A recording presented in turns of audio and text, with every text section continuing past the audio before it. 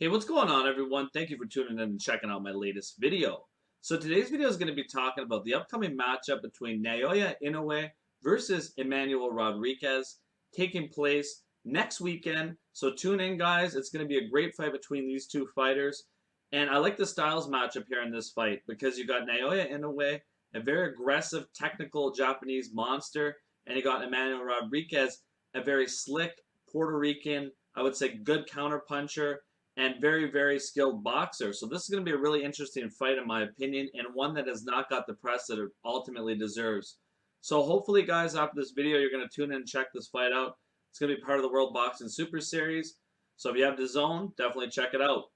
Now let's get right into this video, guys. So Emmanuel Rodriguez, let's talk about what he brings to the table in this fight.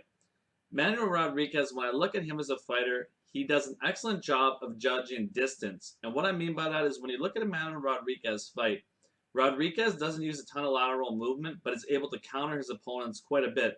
So what that shows me that his understanding of distance is excellent because a lot of fighters that are good counterpunchers, they use good lateral movement, they use different angles, things like that.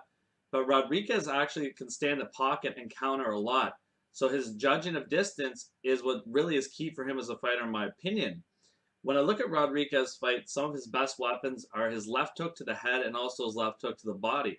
Rodriguez is also a very good counterpuncher, as I was saying earlier, and he has a lot of power on those counter shots as well. They're not just touching you to kind of get your rhythm off.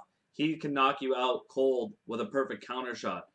And when I look at Rodriguez, he's a good body puncher, and he ultimately will use his right hand as well at times and utilize his jab. So he's a guy who uses a lot of different methods of attack.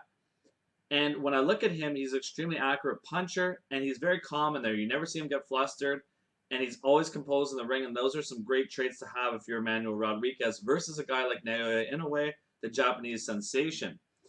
Now, looking at Naoya Inoue, in my opinion, I've done profiles on him in the past. I've talked about multiple of his fights on here, and if you guys have heard me talk about this guy, I put him among the very best in the sport of boxing. Skill-wise, he has an excellent jab, excellent balance, throws a vicious left hook to the body. He has blazing hand speed. He has power in his right hand as well as his left hand. Throws uppercuts. He attacks his opponents on the ropes. He knows how to cut the ring off. And defensively, you'll see him ultimately use some different looks. Sometimes he'll slip shots. Sometimes he'll give you lateral movement to get out of the pocket. Sometimes he'll just utilize his high guard and throw counters. And Naoya Inoue is also a very underrated counterpuncher as well. Look at his last fight. He knocked out his opponent with a counter right off the bat. So, I mean, when you look at Naoya Inoue, this is a guy who ultimately, he does so many things good. He really has no weaknesses that we've seen so far as him as a fighter. So this is an incredible talent. And not to mention with all these great qualities, he also is a very good combination puncher as well. So this guy is a very rare talent that people need to check out. I can't begin to tell you guys how lucky we are to have this guy fighting in our era. So ultimately, guys, some keys for this matchup, in my opinion. So looking at this fight, Emmanuel Rodriguez, I think is going to have to implement some more lateral movement against Naoya Inoue and really let Naoya Inoue come to him and counter him, because I think that if Rodriguez becomes the aggressor, I don't think that's going to be a good idea for him in this matchup versus Naoya Inoue.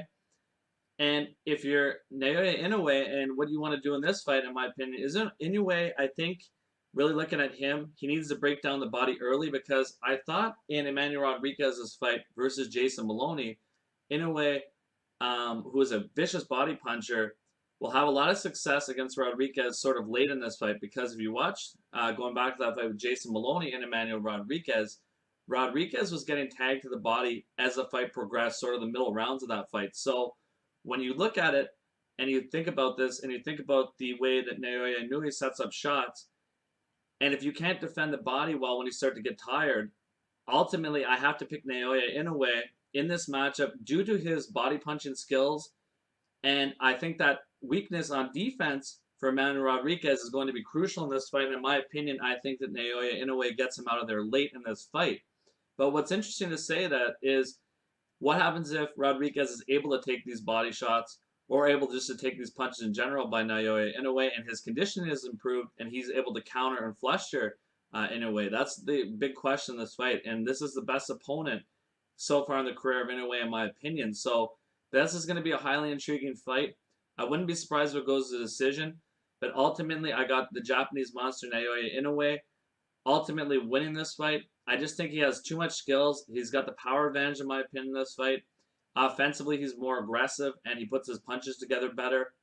I would say the only advantage that in this matchup Emmanuel Rodriguez would have was I'd say Emmanuel Rodriguez is a better counterpuncher of the two, in my opinion. So I believe too many advantages Naoya in his way. I ultimately think he takes this fight, winning by a late stoppage, in my opinion. Let me know what you guys think on this fight. Check it out. It's definitely a matchup you do not want to miss, guys. And thank you once again for tuning in and checking out the video. Thank you.